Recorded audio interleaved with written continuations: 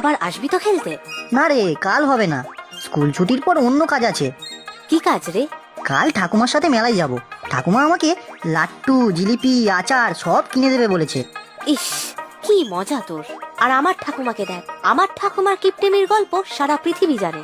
তুই তোর ঠাকুমাকে জোর করে বল তোর সাথে মেলায় ঘুরতে যেতে, বলবি কিছু কিনে দিতে হবে না, ব্যাস। বললেই কি আর যাবে? 50টা কথা শোনাবে আমাকে, লাট সাহেবের নাতি, আরো কি সব বলে গালমন্দ করবে। তাহলে তুই চল আমাদের সাথে, খুব মজা হবে, দুজন মিলে পাঁপড় ভাজা খাবো। দেখি ঠাকুমাকে একবার বলে, যদি রাজি হয়।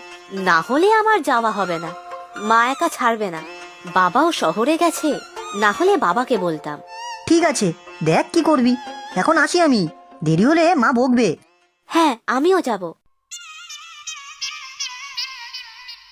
ঠাকুমা, ও আমার ভালো ঠাকুমা, কি করছো? কি করছি তা তোকে বলবো কেন? আর তোর মতলব খানাই বা কি বাপু? এত তোষামুদি কেন? নিশ্চয় কোনো মতলব আছে। তুমি না খুব আছো, মতলব থাকবে কেন? তোমার সাথে কি এমনি কথা বলতে পারি না? এই একটু জানতে এলাম তুমি কেমন আছো। ঢং, কই কোনোদিন তো মনে পড়ে না ঠাকুমার কথা? তা আজ হঠাৎ কি হলো?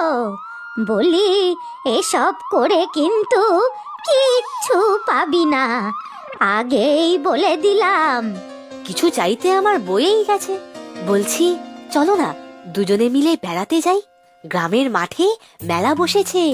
ও তাই তো বলি, এত খোঁজ খবর নেবার কারণটা কি? মোটেই না, আমি এমনিই তোমার খবর নিচ্ছিলাম। ভাবলাম তুমি বুড়ি মানুষ, কেউ তো আর তোমায় মেলায় নিয়ে যাবে না। চলো না মেলায় যাই। আরে খামোকা মেলায় যাব বললেই হয় নাকি?